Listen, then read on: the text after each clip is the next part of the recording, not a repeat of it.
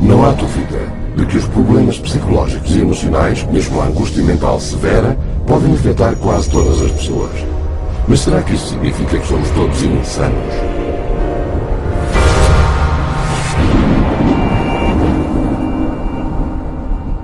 O que é que causa a angústia psicológica? Os primeiros psiquiatras pensaram que era um desequilíbrio de humores, que só podia ser curado sangrando os pacientes com cortes ou sanguessugas. Outros psiquiatras acreditaram que os problemas mentais vinham de órgãos como as amígdalas, o estômago e o baço e removiam-nos. Mais tarde houve tentativas de alterar a função do cérebro, mas estes esforços também falharam. Hoje, os psiquiatras dizem-nos que a maneira de corrigir o comportamento indesejado é equilibrando a química do cérebro com um comprimido.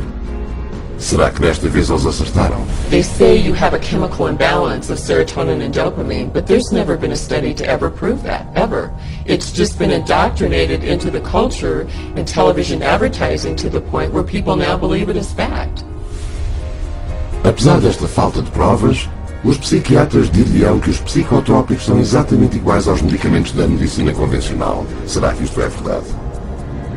A resposta é que, ao contrário de uma droga como a insulina, que corrige um desequilíbrio mensurável e comprovado no corpo, as medicações psicotrópicas não têm nenhuma anormalidade física visível ou mensurável para corrigir.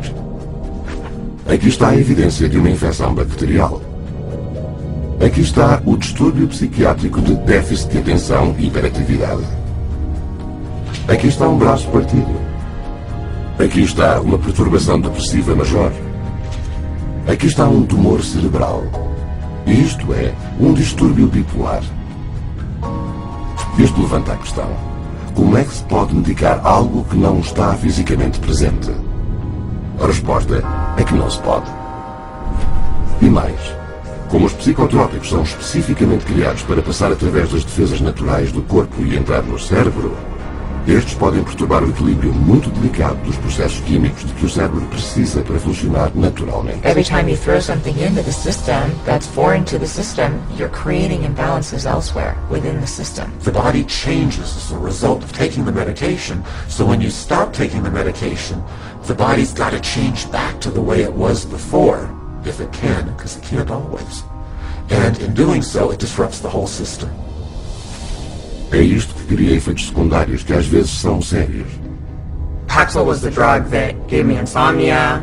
I would cry very easily on it, and I completely lost my appetite within the first 2 days of taking it. It didn't help me study, it didn't help me do anything. I didn't even want to do work because I was so sick. Psychos didn't help me at all. They made matters, I'd say probably like 10 times worse for me, maybe even 20. Only now I was further impaired by the medications, and I started having car accidents. They put me on Zoloft. They made me want to kill myself. And I realized that those drugs were just destroying me. Even when I was on them, I realized that they were destroying me. Apesar dos efeitos prejudiciais das suas drogas, os psiquiatras e as empresas farmacêuticas usaram-nas para criar um mercado enorme e lucrativo que vale milhares de milhões. Eles fizeram isso designando cada vez mais problemas da vida como perturbações médicas que requerem tratamento psiquiátrico. Por exemplo, a timidez torna-se perturbação de ansiedade social. A perda de um ente querido, perturbação depressiva major. Saudades de casa. A ansiedade de separação. Desconfiança. Perturbação de personalidade paranoide. Ter altos e baixos, distúrbio bipolar.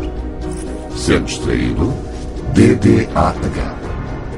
É por essa razão que é quase impossível que alguém vá a um psiquiatra hoje em dia e não seja diagnosticado com uma doença mental. E um diagnóstico de doença mental significa drogas psicotrópicas.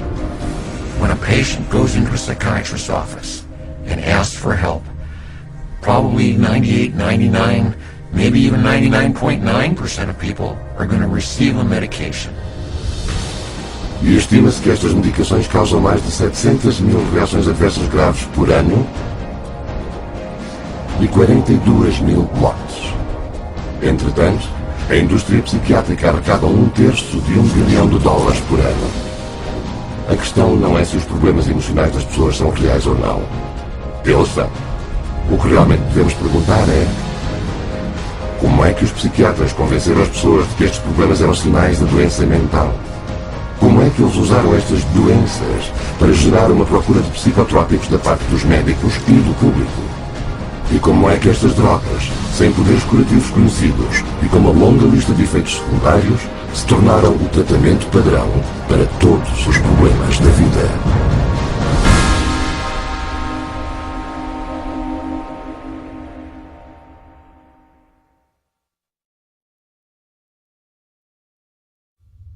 Os psiquiatras afirmam que fizeram muitos progressos no campo da saúde mental durante o último século e meio. Para provar isto, eles afirmam ter uma história de grandes avanços na área de drogas psicotrópicas. Mas será que este desfile de substâncias químicas cerebrais é os avanços científicos que eles nos querem fazer acreditar?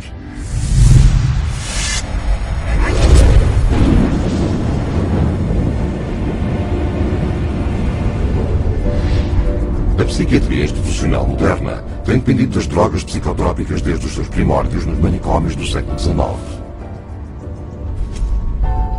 Durante esse período, os psiquiatras funcionaram quase exclusivamente como serventes que prometiam curar os doentes mentais graves. Mas como não conseguiam, eles não eram vistos pela medicina geral como médicos reais. Other physicians considered psychiatrists as almost a doctor. Okay? Because they weren't doing medical stuff. So to increase their status, they needed to become much more scientific. They need to prove that this is a legitimate scientific field. This is a legitimate medical profession. So they start medicalizing everything. Para controlar as explosões comportamentais entre os pacientes, os psiquiatras usaram drogas psicotrópicas como a morfina e o ópio. Mas ao contrário das suas afirmações, estas drogas não curavam nada e provaram ser altamente viciantes. Isto criou uma nova geração de toxicodependentes, uma solução muito pior do que o problema original.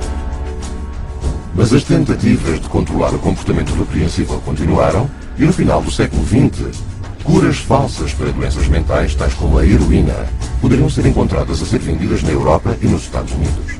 Mesmo o psicólogo Sigmund Freud teve um papel importante na criação da indústria de cocaína no mundo ocidental, escrevendo muitos artigos a promover o seu uso para a angústia espiritual e dificuldades comportamentais. Freud, as a psychoanalyst, he, for a while, was promoting cocaine as being a panacea for all kinds of problems. Freud mais tarde escreveu: The psychic effect of cocainum muriaticum consists of exhilaration and lasting euphoria, produced no compulsive desire to use the stimulant further. O que Freud não revelou foi um conflito de interesses significativo que envolvia duas farmacêuticas rivais, Merck e Park Davis, que lhe pagavam para apoiar os seus respectivos extratos de cocaína.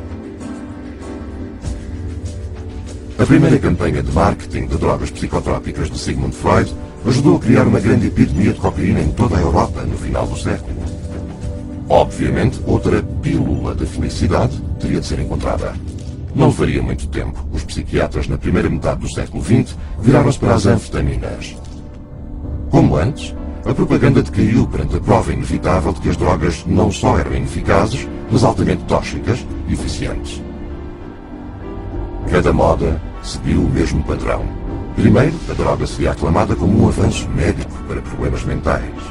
Depois começariam a aparecer cada vez mais notícias sobre os efeitos secundários graves das drogas. Finalmente, após anos de negação, quando os psiquiatras e as empresas farmacêuticas já não podiam negar mais os perigos da droga, eles abandonavam-na em favor da sua próxima droga milagrosa. Embora nenhuma das suas terapias de drogas provassem curar alguma coisa, os psiquiatras continuaram sua busca de uma bala mágica que, supunham eles, curaria tudo. E em 1954, o seu sonho, pensaram eles, foi realizado com a introdução da primeira droga milagrosa da psiquiatria, clorpromazina, mais conhecida como Thorazine. Originalmente concebida e testada como um corante sintético, depois como um antiparasita para porcos, descobriu-se acidentalmente que a Thorazine bloqueia os controlos motores humanos. Um dos primeiros artigos a promover o seu uso psiquiátrico declarava: a meta é produzir um estado de retardamento motor, indiferença emocional e sonolência. Thorazine was considered the chemical lobotomy instead of cutting off the frontal lobes of the brain. With an ice pick, you didn't have to do that kind of surgery. You could do it with a drug. A Thorazine tornou-se tão lucrativa na imobilização de pacientes que exibiam um comportamento indesejável que o seu fabricante SmithKline French organizou uma grande campanha promocional em torno da droga, incluindo pagar a psiquiatras influentes como oradores, organizar campanhas nos meios de comunicação e até produzir programas na televisão nacional, um prelúdio ao marketing de drogas em massa que vemos à nossa volta hoje em dia. Thorazine at that time was thought of as a miracle because it was able to reduce the symptoms of psychosis and schizophrenia at that time that they knew about it, and it emptied all of the psychiatric housing units. A campanha foi um grande êxito. Os rendimentos da SmithKline French aumentaram 500% nas 2 décadas seguintes, com Thorazine a proporcionar mais de 1/3 dos rendimentos da empresa farmacêutica em 1970. Por fim, cerca de 250 milhões de pessoas em todo o mundo tinham tomado Thorazine e drogas da sua classe, 23% mais do que toda a população dos Estados Unidos. As portas foram abertas. A SKPF e os psiquiatras a seu soldo provaram que através do marketing podia-se fazer muito dinheiro com as drogas psiquiátricas. Mas em breve revelou-se que a Thorazine tinha os seus problemas. Thorazine chronically led to really serious problems such as tardive dyskinesia, which is a movement disorder that's very, very bothersome, and supposedly it's irreversible. The tongue darting, the muscle jerking, the eyes rolling back in the head. Most people were sometimes permanently damaged by it. So they were going to have to live their life with this neurological problem that was actually created by the pharmaceutical industry with their medication. Como a Thorazine travava o funcionamento mental, o seu uso teve de ser limitado em instituições. Mas com muito dinheiro em jogo, começou uma corrida para descobrir uma nova droga psiquiátrica que poderia ser tirada das instituições e levada para um mercado muito mais vasto e lucrativo. O público em geral. Since they were emptying the institutions of all these psychotic patients with the advent of Thorazine, now they had to find different ways to treat people. So what better way than to go into the community and have an office and bring in your everyday person or your executive under high stress or mama who's taking care of all the kids, and they needed some way to create a therapy for them. Em 1955, essa droga foi aprovada. O seu nome era Miltown, o primeiro dos chamados tranquilizantes menores. Mas para vender a sua nova classe de drogas psiquiátricas ao público, os psiquiatras e as empresas farmacêuticas primeiro tiveram de os reposicionar como trabalhando num processo de doença, em vez de como meros agentes sedativos ou restritivos de comportamentos humanos indesejáveis, como era a Thorazine. Para fazer isto, eles iniciaram um marketing intensivo junto dos seus colegas, colocando anúncios em publicações profissionais como o American Journal of Psychiatry. Psiquiatras proeminentes foram então contratados para espalhar a palavra ao resto do campo da medicina. Poucos sabiam que Nathan Klein, um dos mais influentes psiquiatras do seu tempo, era pago pela indústria farmacêutica, quando ele proclamou que tranquilizantes como o Miltown eram tão importantes como a introdução da energia atômica, se não mais. Amostras gratuitas eram enviadas a psiquiatras e médicos para levarem os pacientes a tomar a droga. Um ano mais tarde, o marketing chegou ao público. E Miltown, em breve, se tornou a primeira droga psiquiátrica a ser uma campeã de vendas, não só para pessoas encarceradas em manicômios, mas também para o público em geral. Miltown foi promovido a mulheres grávidas, mães que ficavam em casa e empregados de escritório que o chamaram do ex-cedrino executivo. So it opened up a door for community-based mental health, whereby the psychiatrist could then have a role. So they became very closely associated with the pharmaceutical industry, and they were demanding as well to come up with better things for mom and pop and the executive and the superstar Hollywood actress or actor, and soon, it became a fashion to take some of these medications. Na década de 1960, foram passadas 36 milhões de receitas de meltdown só nos Estados Unidos, representando 200 milhões de dólares em vendas, uma quantia inaudita nessa época para qualquer droga psiquiátrica.